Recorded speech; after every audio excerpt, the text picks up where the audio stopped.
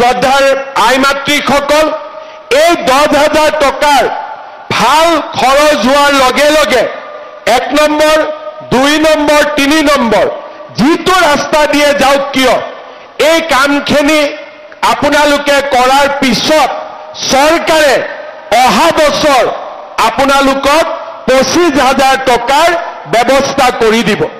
তাৰ পিছত 25,000 টকাৰো যেতিয়া ভাল খৰচ হ'ব, আমি আপোনালোকক 50,000 টকালৈকে আমি আপোনালোকক আগবঢ়াই লৈ যাম। এইটোৱে হৈছে আমাৰ কথা।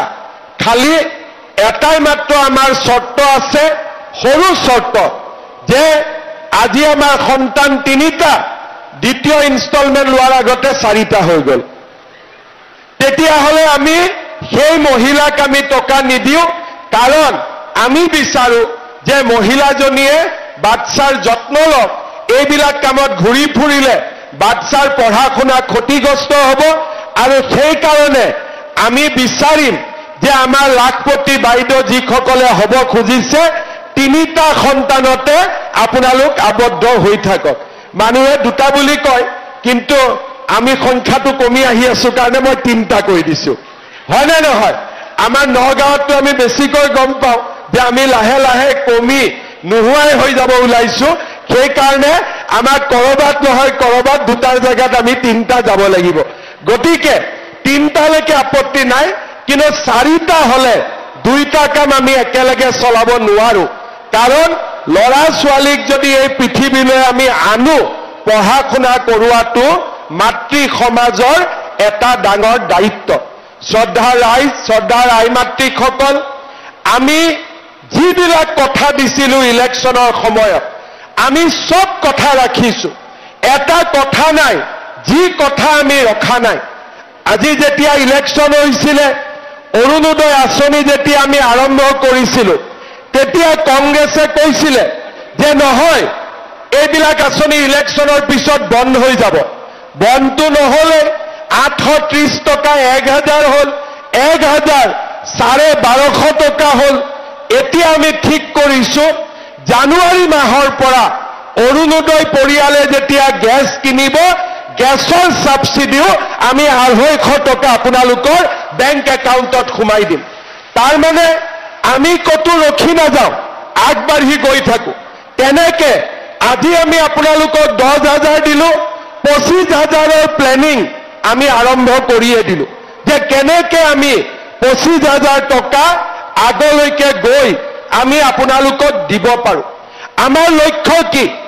আমাৰ লক্ষ্য হ'ল মহিলাসকলে যাতে ঘৰখন চলাবলৈ বহুত বেছি কষ্ট কৰিবলগীয়া নহয়। আজি আমি মোদী ডাঙৰীয়াই আমাক বিনামূলীয়াকৈ চাউল দিয়ে, কিমান আমাৰ কষ্ট কমি যায়। যোনে মূল্য বুজি নাপায় তাক বুজাই লাভ নাই। কিন্তু অসমত 67 লাখ পৰিয়ালে, 67 লাখ পৰিয়ালে প্ৰত্যেক মাহত ৰেচনৰ দোকানত গৈ ষ্টাম্প লগাই পেলাই চাউল লৈ আহে, আৰু তাৰ পৰা আমি বুজি পাওঁ যে সেইখিনি চাউলে পৰিয়ালটোক কিমান সহায় কৰে। 10 তাৰিখৰ দিনটোৰ কাৰণে ৰখি থাকে যে মোৰ অৰুণোদয় এই মাহত সোমাল নে নাই সোমোৱা। এতিয়া আমি নৱেম্বৰ মাহৰ পৰা আপোনালোকক দালি, নিমখ আৰু চেনিও আমি কম দামত দিয়া আৰম্ভ কৰিম। কংগ্ৰেছে কৈছে যে আমি বোলে কিবা হিতাধিকাৰী নিৰ্বাচন কৰিছো। ঠিক আছে, আমি যদি হিতাধিকাৰীয়ে কৰিছো, কংগ্ৰেছৰ মানুহবিলাকে কিয় অৰুণোদয় এপ্লাই কৰে? কংগ্ৰেছৰ মানুহবিলাকে কিয় মাহত বিনামূলীয়া চাউল লয়? তাৰ জবাবটো দিয়ক। কংগ্ৰেছৰ মানুহবিলাকে কিয় অৰুণোদয় লৈ আছে? কংগ্ৰেছৰ মানুহবিলাকে কিয় বিনামূলীয়া চাউল লৈ আছে? আৰু এই কংগ্ৰেছৰ মানুহবিলাকে দালি, নিমখ, চেনি কিনিবৰ কাৰণে লাইনত থিয় হ'ব, নিশ্চিত হৈ থাকক। তাৰ মানে কংগ্ৰেছে লৈ থাকিব লাগে, আমি বিজেপিখিনিয়ে ল'ব নালাগে। কংগ্ৰেছৰ কথাটো হ'ল সেইটো। কিন্তু আমি কংগ্ৰেছকো দিছো, বিজেপিকো দিছো। আমি দুখীয়া আৰু ধনীৰ পাৰ্থক্য আমি বিচাৰ কৰা নাই। এজনে ক'লে যে মিঠাতেল দিব নালাগে, তেতিয়া মই ক'লো সৰুতেতো মোৰ জ্বৰ হ'লে মায়েতো মিঠাতেল গৰম কৰিয়ে ভৰি তলত মালিচ কৰিছিলে, কৰে নে নাই আপোনালোকে? কৰে নে নাই? তাৰমানে কংগ্ৰেছে মাকৰ মৰমো বুজি নাপায়। সব বাচ্চাক যেতিয়া বাচ্চাৰ বেমাৰ হয় আপোনালোকে গৰম মিঠাতেলে বাচ্চাক মালিচ কৰে নে নকৰে? মোক আপোনালোকে কওক, কৰে নে নকৰে? এতিয়া কংগ্ৰেছে মিঠাতেলতকৈ মোক জোকায়। একদিন মিঠাতেল নোহোৱাকৈ দালিখন খাওকচোন, ইহঁতি একদিন মিঠাতেল নোহোৱাকৈ চব্জি এখন খাওকচোন। তাৰমানে মই এইটোৱে বুজিলো যে এই কংগ্ৰেছৰ মানুহবিলাকক তেওঁলোকৰ মাকে সৰুতে চিনি পাইছিল যে ই আগত গৈ কংগ্ৰেছে হ'ব, সেইকাৰণে তাৰ জ্বৰ উঠিলেও তাক তেলেদি কেতিয়াও মালিচ নকৰিছিলে। সিহঁতে আগতে মাকেতো চিনিয়ে পায়, মাকেতো কোন বাচ্চা কি হ'ব আগতে বুজি পায়। গতিকে মাকে বুজি পালে যে ই ডাঙৰ হয় ডাক্তৰ ইঞ্জিনিয়াৰ নহয়, ই ডাঙৰ হয় কংগ্ৰেছীয়ে হ'ব, সেইকাৰণে তেওঁলোকক কেতিয়াও মিঠাতেলেদি মালিচ কৰা নাছিলে। কিন্তু মই বুজি পাওঁ মিঠাতেলে হ'ল আটাইতকৈ মাক আৰু পুতেকৰ মাজত মমতাৰ আটাইতকৈ ডাঙৰ প্ৰতীকে হ'ল মিঠাতেল। আৰু সেইকাৰণে আমি যিহেতু আমাৰ মায়ে আমাক মিঠাতেল মালিচ কৰাই কৰাই ডাঙৰ কৰিছিলে, সেইকাৰণে আমি মাৰ মৰম বুজি পাওঁ। মই ঠিক কৈছো নে নাই কওক? মই ঠিক কৈছো নে নাই কওক? এতিয়া আপোনালোকে কওক, চাউল কম দামত দিম, দালি কম দামত দিম, নিমখ কম দামত দিম, মিঠাতেলো কম দামত দিব লাগে নে নালাগে? লাগে নে নালাগে? কংগ্ৰেছী বিলাকক দেখিলে অলপ ডাঙৰ কৰি ক'ব, ঠিক আছে? ইহঁতক দেখিলে অলপ ডাঙৰ কৰি ক'ব, ইহঁতৰ চুইচ বিলাকত নটটো লুজ হৈ আছে, অলপ টাইট কৰিব লাগে। কাৰণ যি কথা কয় তাৰ উল্টা কয়। এছেম্বলিত কয় যে আমাৰ সমষ্টিত কিয় অৰুণোদয় পোৱা নাই, আকৌ মিটিঙত কয় কংগ্ৰেছে হিতাধিকাৰী বনাইছে। আৰু চৰকাৰৰ দায়িত্ব কি? চৰকাৰেতো আমাক কোনোবাই মুখ্যমন্ত্ৰী হৈ আৰাম কৰিবৰ কাৰণে আমাক মুখ্যমন্ত্ৰী বনাইছে নেকি? দুখীয়া মানুহক সহায় কৰিবৰ কাৰণেতো মোক মুখ্যমন্ত্ৰী বনাইছে, বনাইছে নে নাই? গতিকে আজি এতিয়া আমি এক চাকৰি দিম বুলি ক'লো, কংগ্ৰেছে ক'লে নাই নাই দিব নোৱাৰে। মোৰো জেদ লাগিলে, ঠিক আছে যা 1 লাখ কৈছিলো 2 লাখ দি দিম। এতিয়া এই নৱেম্বৰত আমি 2 লাখ চাকৰি দিয়ে আমি সংখ্যা পাৰ কৰিম। কংগ্ৰেছৰ হিংসা লাগে, আগত চাকৰি লওঁতে 1 কোটি টকা ঘোষ খাইছিলে, 50 লাখ টকা ঘোষ খাইছিলে। এতিয়া বিজেপিৰ দিনত ৰিক্সা চালকৰ ল'ৰাই চাকৰি পায়, ঠেলা চালকৰ ল'ৰাই চাকৰি পায়, চব্জি বেপাৰী ল'ৰাই চাকৰি পায়, আমাৰ দুখীয়া দৰিদ্ৰ সন্তানে চৰকাৰী চাকৰি পায়। কোনেও ভাবা নাছিল যে অসমত ইমান পৰিৱৰ্তন হ'ব পাৰে বুলি। আজিও মানুহে বিশ্বাস নকৰে।